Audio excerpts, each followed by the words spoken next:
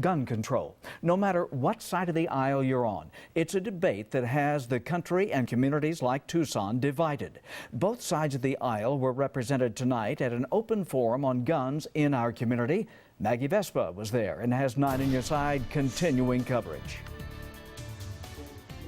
While tonight's discussion covered a cornucopia of topics, for most at Loft Cinema, it was the feature presentation. Probably most concerned about the gun control issues. What the city can do to help protect restaurants and schools and nightclubs and public facilities. And with dozens of questions pre-submitted, the one pertaining to this topic was the only one that garnered answers from all. I would like to see us to stop permitting gun shows until we get our arms around the person-to-person sales. In our schools, rather than seeing armed guards show up, I'd rather see a lot more counselors show up.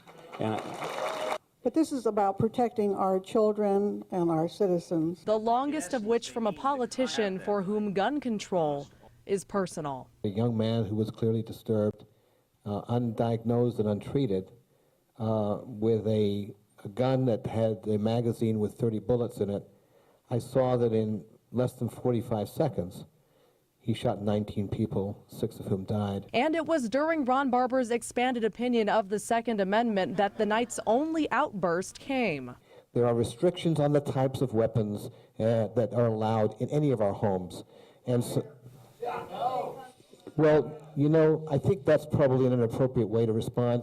I'll be happy to talk with you about it later because it is, in fact, the truth. And as quickly as it started, the disruption was diffused with a plea to steer clear of the type of discourse that many said led to the tragic events of that day. I think we came here for civil discussion, not that kind of an exchange. I haven't called you anything.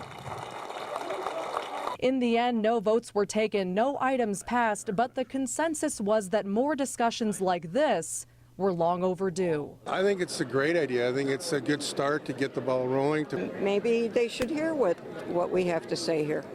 I think Tucson has an opinion. And you heard from Ward 6 Councilman Steve Kozachik in that piece. He told 9 on Your Side earlier he was optimistic about this forum, predicting people would be cordial. And for the most part, Guy, as you saw, he was right. Now, the guy who was interrupting Barber, did he shut up just on his own? He did. Actually, there were people around him, seemed to be his family, who essentially told him it was time to be quiet and let the conversation continue, and he followed suit. No other forums from here, so what happens next? What happens next is lawmakers spent a lot of time asking people to continue this conversation with each other and also with your politicians. They said the best way to do that with them is to contact them via email, and as always, they asked we remain respectful. Okay, Maggie, thank you.